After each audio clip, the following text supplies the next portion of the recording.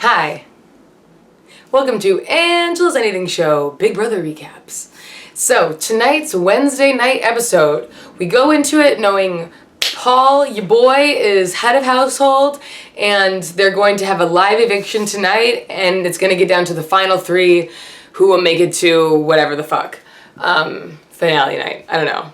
How does the final three make it to finale night? What happens on Friday? So anyway, I don't even want to talk about like the episode first. I think we need to address the elephant in the room, which is the absolutely crazy blowout fight between Da'Vonne and Paulie in the jury house. So it happened after Natalie showed up and was like showing them her clips, and apparently like Bridget, fucking follower ass bitch, and Da'Vonne have been like ignoring Zakiya and stuff since she started hanging out with Paulie again, because her and Paulie are friends. Just basically like really immature, childish behavior. Like you're literally all just chilling in a house with nothing to do but hang out with each other. You get a pool, it's beautiful weather, you're on Big Brother. What is the issue here? Like you probably have tons of good food. You could probably request good food, like just like play darts and have a good time. I don't get it. It's just so childish. So Paulie like says some shit to Da'Vonne, and like they just start, she's just ready for a fight. Da'Vonne's always looking for a fight, and they just start like screaming at each other, where I was turning to my boyfriend and I'm like, this is so immature. Like, how old are these people? And as I'm like, doesn't like Da'Vonne have a kid? Like what is the deal here? Like what the fuck?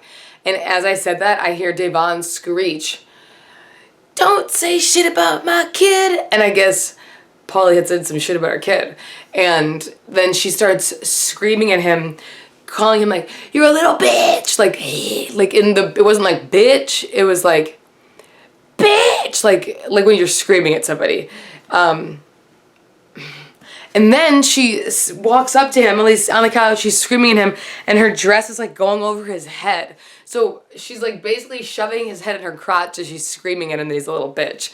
Anyway, the producers had to come in and like pull her away. Meanwhile, Natalie's just like, what the fuck did I just walk into? And Michelle's over to the left getting wet because she's watching the fight. You know, she lives for that shit. So it was crazy. It was absolutely crazy. So awkward. And anyway, that happened. So back in the house, Paul's head of household, and as I predicted, because I'm a genius, he and James have decided to team up, you learn. They've decided to team up, and because it just makes sense. I mean, come on. And so James is like in a really good position right now. So also because Natalie and Corey would choose James over Paul too. So of course, who does Paul nominate to go up on the block? Corey and Nicole. And then they do the power veto competition, which is, oh, this is a good one.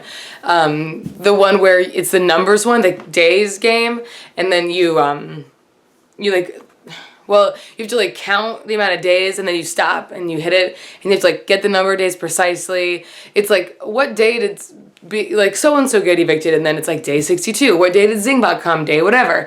So I know it seems really hard, but when you're in the Big Brother house, I think you have nothing to do, so you count the days, you remember the days.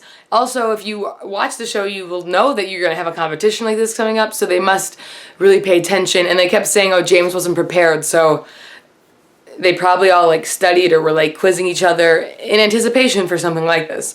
I personally think that would be really good at this one. But the hard part isn't just remembering the days, it's like running around the whatever. In this case, it was bases. So James gets out right away. He's been really shitty at comps this season. Nicole gets out next, and then it's down to Corey and Paul, and Paul's like channeling Victor, and he's like ahead. He has no strikes, and Corey has 1 strike, and 3 strikes, you're out. Get it? And Corey, let's go, starts like, he starts getting Paul out, and then all of a sudden they're tied. And they have 1 thing left. Oh, I was so nervous. I really don't want Corey to win. He's the only one I don't want to win. So he and Paul, it's like the last round, and Paul wins it. He fucking wins it. So, like, if Corey had won, James would have been gone. So, it was great. So, Corey's out, and now Paul has the not only head of household, but power veto. He's really, people are like winning comps when they need to. I really like that. So, I always wonder, could I like win a comp? Like, I don't think I could. And probably because of that attitude, I wouldn't. So, he does not use the power of veto, surprise, surprise. And then right in that moment, we're live, and James has to, I always forget they do this like really intense shit at the end. Right live, James has to cast the deciding vote, the one solo vote, or whatever they call it. And he votes out, drumroll please, Corey, which I was so stoked. Like, honestly, he's the only person I don't want to have win. So, that's fucking awesome. I think Nicole, James, and Paul is a great final three. I'm very excited. I would be happy with anybody to win. I guess I would be happiest for James to win. Also, I hope Victor wins the fan favorite, because he's great. I kind of got a little crush on Victor. Anyway, the next episode is on Friday, and I will be watching that because Friday night, baby.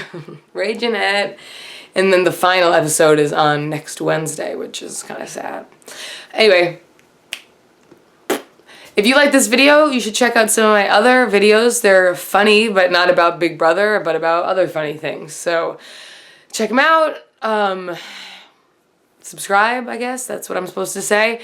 And thank you for watching. See you next time. Goodbye.